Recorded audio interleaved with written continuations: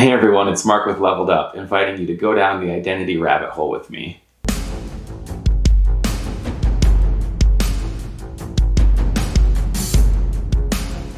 Many of us think that we've always been pretty similar throughout our lives, that we haven't changed much.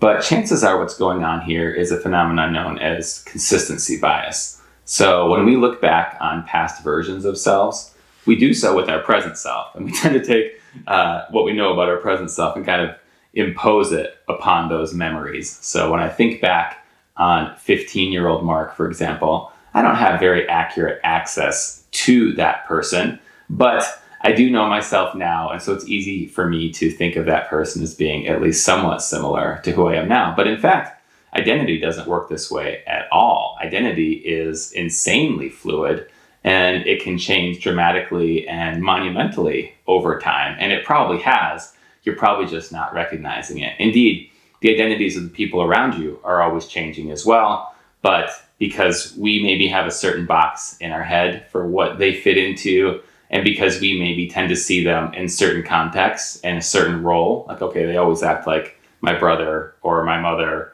or my mentor or whatever, then we don't see all sides of them, and the sides that we do see are a bit perceptually and cognitively biased. So our brains are creating this illusion of consistency when in fact personalities, identities are always changing. And I think this is really important to know, because if you don't, then you might be less open to change, or you might be more startled when you really do recognize change.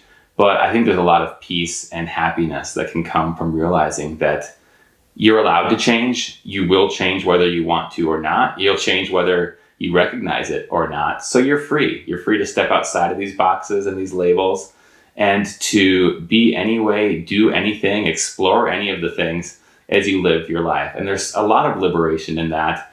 And the kindest thing that you can do for somebody else is to give them permission to do the same. So when we realize that identity is not fixed, we can also be such supportive people for others as they explore and play and learn and grow and experiment and try things and, approach life with curiosity rather than with a kind of know-it-all attitude. So I think consistency bias is an important one because it reminds us that everything around us, including people, is always in flux, and that's perfectly okay. I hope you find that helpful. Thank you for tuning in. Please like, comment, and subscribe, and I'll see you back here in the next one. Go down the what? Or is it a foxhole? What is it? No, let's stick with rabbit. You should be a rabbit. Consistency bias.